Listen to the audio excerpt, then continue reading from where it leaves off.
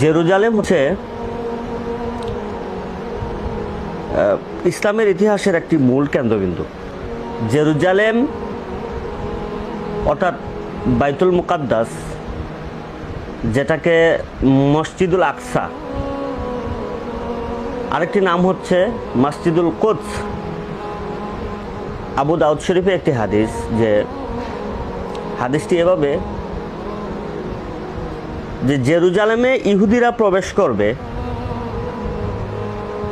আর ইসরাব অর্থাৎ মদিনা থেকে খেলাফত চলে যাবে। আবার এখানে খুব সাথে সাথে আরেকটি ঘটনা ঘটবে, সেটা হলো আমরা সাধারণত নেটো অন্তর্ভুক্ত যে কয়েকটি দেশ আমরা দেখতে পারতেছি, এটা কিন্তু আরো বিস্তৃতি লাভ করবে। সর্বোপরি সর্বশেষ এটা 80টা দেশে রূপান্তরিত হবে, অর্থাৎ 80টা দেশ মিলে নেটো জোট সংগঠিত হবে। এবং এই নেটোটাই হচ্ছে সেই নেটো, যে নেটো সম্পর্কে আল্লাহ রাসূল সাল্লাল্লাহু আলাইহি সাল্লামে আজ থেকে 1400 বছর আগে ভবিষ্যৎবাণী করে গেছেন।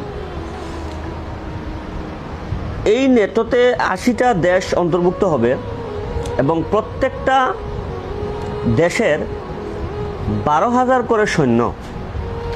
ফুরাত নদীর নিচ থেকে যে সম্পদটা উঠবে, আল্লাহ রাসূল সাল্লাল্লাহু আলাইহি ওয়াসাল্লাম বলে গেছেন যে সম্পদের অর্থাৎ স্বর্ণের পাহাড় উঠবে। স্বর্ণের পাহাড় বলতে আমরা এখানে রূপাত্মক শব্দ মনে করে যদি এটাকে বিশ্লেষণ করি, সরাসরি এখানে আল্লাহ রাসূল সাল্লাল্লাহু আলাইহি সাল্লাম যদি তৎকালীন সময় বলতেন যে অক্সিজেন অথবা অকটেন অথবা পেট্রোল, ডিজেল, এগুলা বললে হয়তো সাহাবায়ে আমরা এটা বুঝতে পারতেন না। এজন্য এখানে রূপাত্মক শব্দ ব্যবহার করে বলা হয়েছে যে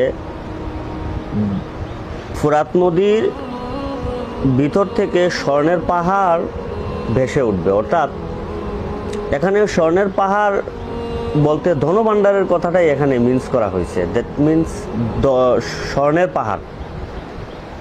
দেখেন এখানে আবার এই তেলগুলোকে যারা ক্রয় করবে, যে দেশগুলি, তাদের টাকা দিয়ে অর্থাৎ স্বর্ণমুদ্রা দিয়ে এটা ক্রয় করবে, মানে স্বর্ণমুদ্রা দিয়েই এটা ক্রয় করবে। এজন্য ওই স্বর্ণমুদ্রা রূপান্তরিত হবে।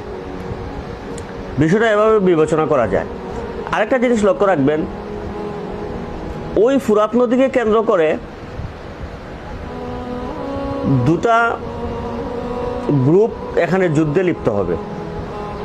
সেই যুদ্ধটার নামই হচ্ছে মালহামা বা ক্রুসেড বলে। মালহামা একটা ব্যাপক আকারে একটা যুদ্ধ হবে সারা ওয়ার্ল্ডে, অর্থাৎ সারা পৃথিবীতে।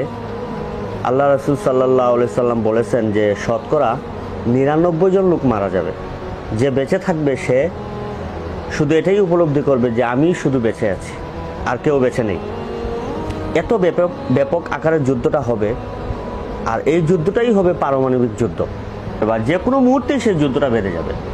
এখানে নেটোর অন্তর্ভুক্ত যে দেশগুলি আছে, এই দেশগুলি ছাড়া এখানে রাশিয়া আছে। রাশিয়া কিন্তু আল্লাহ রাসূল সাল্লাল্লাহু আলাইহি ওয়াসাল্লাম বলে গেছেন যে খ্রিস্টানদের মধ্যে একটা দল থাকবে যাদের সাথে মুসলমানরা চুক্তিবদ্ধ হবে। দেখেন এখানে রাশিয়া কিন্তু বেশ কিছুদিন যাবৎ আমরা দেখতে পারতেছি যে মুসলিম কান্ট্রিগুলার যে দেশগুলি আছে এদের সাথে কিন্তু সে চুক্তিতে লিপ্ত হচ্ছে, একটা জোট সে তৈরি করতেছে। পৃথিবীটা এখন দুভাগে বিভক্ত, মুসলমান খ্রিস্টান একটা জোট বেঁধে যাচ্ছে, আর ওইদিকে নেটোর অন্তর্ভুক্ত যে দেশগুলি আছে এগুলি আলাদা হয়ে যাচ্ছে। এই দুটা গ্রুপে মিলে কিন্তু যে তুমুল যুদ্ধ হবে, পারমাণবিক যুদ্ধ, যেটাকে আল্লাহ রাসূল সাল্লাল্লাহু আলাইহি ওয়াসাল্লাম মালহামা বলেছেন বা খ্রিস্টানরা ক্রুসেড বলে। এই যুদ্ধটা অত্যন্ত ভয়াবহ যুদ্ধ হবে এবং অত্যন্ত ভয়াবহ রূপ নেবে। এখানে আল্লাহ রাসূল সাল্লাল্লাহু আলাইহি সাল্লাম বলছেন যে এখানে প্রায় নেটোর অন্তর্ভুক্ত যে 80টি দেশ থাকবে, প্রত্যেকটা দেশ থেকে 12,000 করে সৈন্য একত্রিত হবে এবং সবাই মিলে একটা ভয়াবহ যুদ্ধ হবে। সেই যুদ্ধটা পারমাণবিক অস্ত্রের দ্বারাই যুদ্ধটা হবে। পৃথিবী সম্পূর্ণ চেঞ্জ হয়ে যাবে। সেই পৃথিবীটা আবার তার পূর্বের জায়গায় চলে যাবে। পৃথিবী ঠিক তার পূর্বের অবস্থানে চলে যাবে। স্যাটেলাইট বলেন, ইন্টারনেট বলেন বা আনুষঙ্গিক যে বিষয়গুলি বলেন, এগুলো কিছুই থাকবে না, সব ধ্বংস হয়ে যাবে। এখানে আরেকটা জিনিস আমরা বুঝতে পারতেছি যে এই যুদ্ধটা কিন্তু খুব কাছাকাছি। পারমাণবিক যুদ্ধটা আপনি যে কোনো সায়েন্টিস্ট বলেন আর সেনাবাহিনীর সর্বোচ্চ কর্মকর্তাদের জিজ্ঞেস করেন বা যে কোনো আন্তর্জাতিক গবেষককে জিজ্ঞেস করেন, ওরা সবাই একটাই মতামত যে পারমাণবিক যুদ্ধ খুবই কাছাকাছি, যেটাকে বলে মালহামা।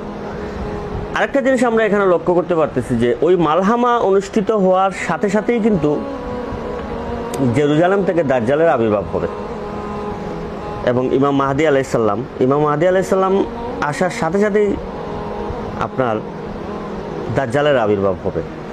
এখানে আরেকটা জিনিস আপনি খুব ঠান্ডা মাথায় জিনিসটা বিবেচনা করবেন।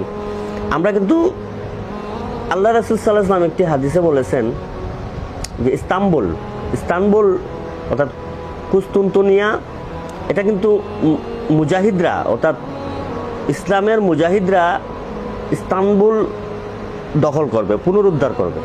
ইস্তানবুল কিন্তু এখন বর্তমানে আপনার তুরস্কে অবস্থিত, যেটা এরদোগানের শাসন বা এরদোগানের রাজত্ব চলতেছে। এরদোগানকে কিন্তু আমরা এখন বর্তমান বিশ্বের মুসলিমরা একজন মডেল হিসেবে দেখতেছি বা অনেকেই বলে যে উনি বর্তমান যুগের খলিফা। এরদোগান কিন্তু নেটোর অন্তর্ভুক্ত, অর্থাৎ তুরস্ক কিন্তু নেটোর অন্তর্ভুক্ত একটি দেশ, নেটোর সদস্য। আল্লাহ রাসূল সাল্লাল্লাহু আলাইহি ওয়াসাল্লাম বলছেন যে তুরস্কের অর্থাৎ ইস্তানবুল মুসলমানরা বিজয় করবে খুব কাছাকাছি সময়। তাহলে এরদোগান কেন নেটোর অন্তর্ভুক্ত? এখানে কিন্তু একটা প্রশ্ন আছে এবং খুব সুন্দর একটা ক্ল্যাশ হয়। তাহলে আমরা কি বুঝতে পারতেছি? এরদোগান কিন্তু এখনো সঠিক পথে নয়। এখানে নেটোর অন্তর্ভুক্ত যে সদস্যগুলো আছে, এগুলো প্রথম রাশিয়াকে যে আঘাত করবে, তুরস্কেতে গাঁঠি বসে, অর্থাৎ তুরস্ককে সামনে রেখেই তুরস্কের আকাশসীমা এবং স্থলসীমাকে ব্যবহার করেই ওরা রাশিয়াকে আক্রমণ করবে। তখন তুরস্ক একদম ধ্বংস হয়ে যাবে। আপনার পারমাণবিক যুদ্ধের ফলে তুরস্ক একদম ধ্বংস হয়ে যাবে। তখনই মুসলমান মুজাহিদরা তুরস্ককে পুনরুদ্ধার করবে, অর্থাৎ স্বাধীন করবে এবং খেলাফত প্রতিষ্ঠা করবে। এই বিষয়গুলি আসলে সচরাচর আমাদের ভাবার প্রয়োজন। বর্তমান আলিম সমাজ বা বর্তমান যারা উলামায়ে কেরামরা আছেন, কুরআন এবং হাদিসকে বর্তমান বাস্তবধর্মী চিন্তাভাবনা নিয়ে যারা বর্তমান মুসলমান উম্মাহ যারা আছে, তাদেরকে দিক নির্দেশনাবলী দেওয়া, দিক নির্দেশনাবলী আলোচনা করা এবং দিক নির্দেশনাবলী বক্তব্য পেশ করা, যে বর্তমান যে একটা সময় আখেরি জামানা, অত্যন্ত কঠিন এবং খুবই ভয়াবহ একটা সময়, আমাদের কাছাকাছি সময়ে কিন্তু মালহামা। এখন আমাদের আসলে মূলত করণীয়টা কি? এটা দিক নির্দেশনা দিবেন উলামায়ে কেরামরা যারা হকের উপরে প্রতিষ্ঠিত।